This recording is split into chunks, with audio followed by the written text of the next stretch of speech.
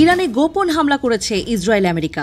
চোরের মতো হামলা করার পর ভোরের আলোতে গর্জন তুলছেন ডোনাল্ড ট্রাম্প আর নেতানিয়াহুরা। তবে সিংহপুরুষ খামেনি বেড়াল দেখে ভয় পান না। তিনি যা করেন ঘোষণা দিয়েই করেন। একদিকে তিনি শক্ত হাতে আমেরিকা ইসরায়েলের সাথে লড়ছেন, অন্যদিকে তিনি খুঁজে খুঁজে বের করছেন মোসাদ ও তার এজেন্টদের। এবার ইরানের প্রাচীন শহর ইস্পাহানে মোসাদ গুপ্তচর হিসেবে অভিযুক্ত মাজিদ মোসায়েবির মৃত্যুদণ্ড কার্যকর করল ইরান সরকার। ইরানের বিচার বিভাগীয় মিডিয়া সেন্টারের তথ্যমতে মাজিদ মোসায়েবি ইসরায়েলের গোয়েন্দা সংস্থা মোসাদের পক্ষে গুপ্তচর বৃত্তির অভিযোগে অভিযুক্ত হন।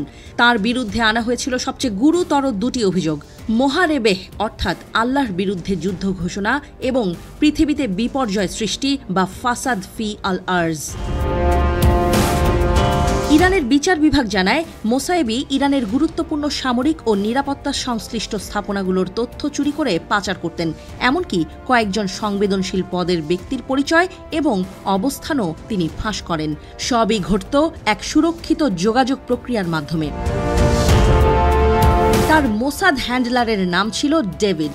বলা হচ্ছে উপসাগরীয় এক দেশে এই হ্যান্ডলারের সঙ্গে তার সরাসরি সাক্ষাৎ হয়।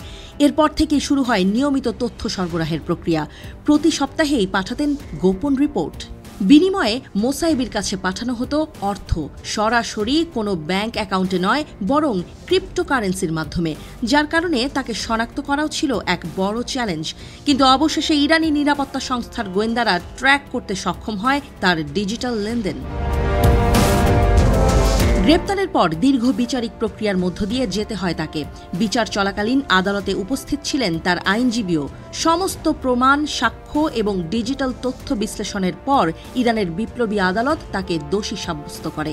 পরবর্তীতে ইরানের সর্বোচ্চ আদালতও সেই রায় বহাল রাখে। ফলে রোববার সকালে কার্যকর করা হয় তার মৃত্যুদণ্ড। ইরানের পক্ষ থেকে জানানো হয়েছে, জাতীয় নিরাপত্তা রক্ষা করতেই এমন কঠোর পদক্ষেপ। একজন ব্যক্তি, এক ছায়ার জীবন আর এক গুপ্তযুদ্ধ, যেখানে তথ্যের মূল্য ছিল জীবনের চেয়েও বেশি, যার জন্য তিনি নিজের দেশ ইরানের সাথে গাদ্দারি করতেও দ্বিধা করেননি।